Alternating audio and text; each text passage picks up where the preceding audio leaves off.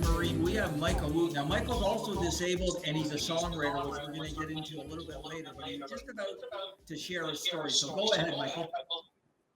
Okay, now, when I went to the Marine Corps, I knew I was only going to do 4 years. I went in right after Vietnam conflict, right? But I always wanted to be a millionaire, right? And I always wanted to go into the business. The story behind that is when I was born in Washington, D.C., we lived in the projects. My daddy, I had great parents. I had a mama, a daddy. I had great parents. So we was able to move into the suburb at a house. And right beside it was some exciting. I'm not sure you're old enough. World Book encyclopedias, right? I used to pick up the encyclopedias every night and read something because I always wanted to increase my knowledge. I always wanted to pick up some facts. I really didn't like fiction. I really went into fiction. And most of it was fiction because it was about most of it was facts. It was about the president. But one day I picked up the letter M and opened it up, and it said millionaire. I said, millionaire? What's it? Now, mindful, I'm only 10 years old, 10 or 12 years old. This is back in 1962, right? I picked up the book, and it said millionaire. I said, what's a millionaire? And you know what it said? It said you cannot spend $1 million in a lifetime. You had to buy like 8,000 cars, 10,000 houses. And ever since then, I said, I want to be that person. I want to be that millionaire. That's a great story. Yeah. And then one day my daddy said that, I know you remember, you know Bob Hope, the entertainer. Oh yeah. My father told me, he said, Bob Hope is so rich. He needs somebody to help him count his money, which is now is an accountant. I just kept saying, I want to be that guy. Now, fast forward it, I've been a half a millionaire, right? Because I had, are we still on the Marines? Oh, yeah. Well, right, okay. Let's move it ahead. Yeah, let's move forward. Yeah. I need to tell that story later then. Okay, so let's hold on. So let's do this. So let's move it ahead because I do want to let our audience know that you do have a disability. So if you could share with our audience what your disability is and how it's affected you and how it's changed your life. Well, all my life, I've been a severe stutterer. I stuttered all my life up until about 2 years ago.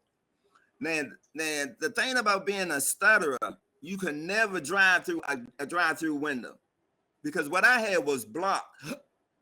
I had block, right? So and during the 70s, all the restaurants was getting drive-through windows. And I'm driving, and that's terrifying if you're a stutter. I mean, because you got that block, so I used to have everybody, I used to park the car and go walk in, right? And naturally, they wanted you to drive through. So you can sort of get your order while you stand in line, but the word ketchup, I could not say the word ketchup. You realize how many times I left McDonald's without ketchup? And when you go into the department store, I couldn't say the word pants. Let's say you go into the department store and you say, where are the pants? The pants, right? I could not get the word pants out. So certain words I just couldn't stutter on. I was a mailman. And in the 90s, they had these gated community. And that is terrifying. When you push the button, hello, who's there? And I just could not get mailman out. So I've been a severe stutter. For the most part, I've been delivered with that. I thank God for that opportunity. And I'm not going to apologize if I say you is, if I say ain't, if I say fit, no fixing. I'm just praising God that I'm allowed to say something and speak. You know what I like, Michael? It just is so reminiscent because as you know, the disability channel, and I'm going to relate this to people that are in wheelchairs. That a lot of our staff, you know, they're in wheelchairs, they have mobility issues, and it's unless you're in a wheelchair, you don't know what you need for accessibility purposes. Yeah. Yeah. You know what I mean? So people are not on wheelchairs. They try and think they know what people in wheelchairs need. And for you to not to be able to pronounce certain words because of your stutter, nobody would know that but you or your and your No. mom and your dad. No. So thank you for sharing that, because that's such an eye opener that if you don't have a stutter, you don't realize that people can't say certain words because they can't get Right. it out. And not only that, but you would never tell a joke because the joke is going to be on you at the end, right? And I would never, when I used to go back home, I would never sit by the phone, the telephone, because I couldn't say the word hello. I'd be right by. I made sure that when I home back to my mom, I stayed away from the telephone. But if she went into another room, she'd say, Michael, answer the phone. Michael, answer the phone. And that anticipation, that build up, you get more of a block. So I've been taking speech classes all my life. And then I went to the University of Georgia, had a speech clinic there, right? Because the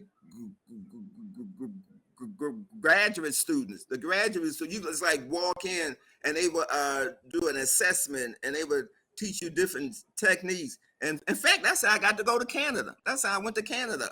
We had the National Stutters Association in Buffalo. Our annual convention was in Buffalo. So you're going to go to Niagara Falls. So being a stutter, I was able to go to Canada. One of the benefits. Wow. But it oh man, if you go to one of them stutters convention, you have got to tell the people who work in a hotel that it's going to be a stutters convention and have patience with all the guests, because some people have severe stuttering so fast it'll take them 2 minutes to get a word out. Well, let's bring up your president, right? Your president, Joe Biden. He's had a stutter his whole life. That's where I met him. He was at one of the conventions.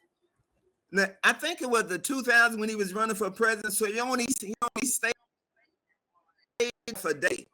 So he left, and the astronaut John Glenn wife was there because she is stutter.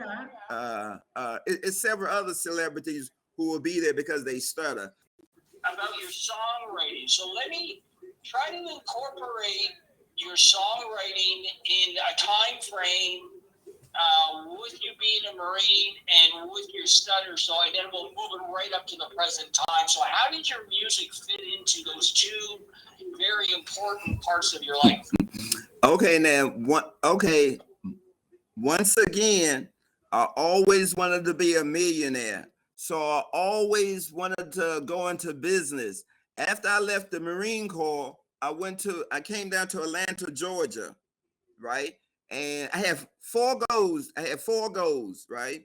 One was to meet the governor, that I was going to do something, save a child from out of burning building or donate. I was going to do something to meet the governor or the mayor, right? And that was a goal of mine. I was going to get a government job. Now I had interviews with other private companies, but being from Washington, D.C., that's all we did was work for the government. I mean, we work proudly now. You work with the State Department, the Agriculture Department. My mother worked for the National Security Agency, our top spy agency back in the 50s and 60s. She was a cryptologist. She decoded codes, which was rare for a black woman to do that, but she was very successful at it. In fact, we couldn't call up on the phone. We could never go to her job because if she picked up the phone and so they were great parents. Now, once again, I wanted to get a government job, which I did. I worked for the federal prison doing supply, and then I got a job with the post office. And I wanted to buy a house once every 5 years, which I ended up doing. I ended up buying a house, but I lost like 4 or 5 of them during the 2008 recession. And I wanted to be a millionaire. So I become half a millionaire with my 5 houses. And I just found out last week that if I didn't had cancer twice and a heart attack, and that I had to file for bankruptcy twice, my 401k would have been over $1 million now, because I applied when Jimmy Carter first had it out in the 90s or 80s and 90s. And back then, when I got disability from the $86,000 back in 96. So long story short, now my song, because I'm 71 years old, so some of this I gotta go back 50 years. And you know what? Your story's going to be told, but we're under a time frame. So let's move it forward to your music now and tell me about Loving My Dreams. Okay, now once again, when my cousin came down, he wanted to be a Barry Gordy, a founder of Motown. So that's how I got started in the music industry. I had a business administration degree. I had a degree, so I had the businesses, but I didn't know anything about music though. So I just started learning. Every day he used to bring home a musician, a singer, and eventually, you know what? I want to be a songwriter. And they all laughed and stuff. Like, they just laugh. So I know that if I'm going to be a songwriter, I got to study songwriting. So that's the first thing you do. You got to study your craft to the point where you can teach it to other people. And next, after that, I took a piano class, right? And my church also gave classes on producing and writing and things like that. So eventually, I start writing.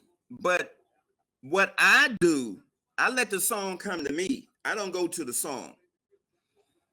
I keep my eyes and ears open for a title of a song. I would take a title of a song and sing that title with a melody. So you take a title of a song like Loving My Dream, right?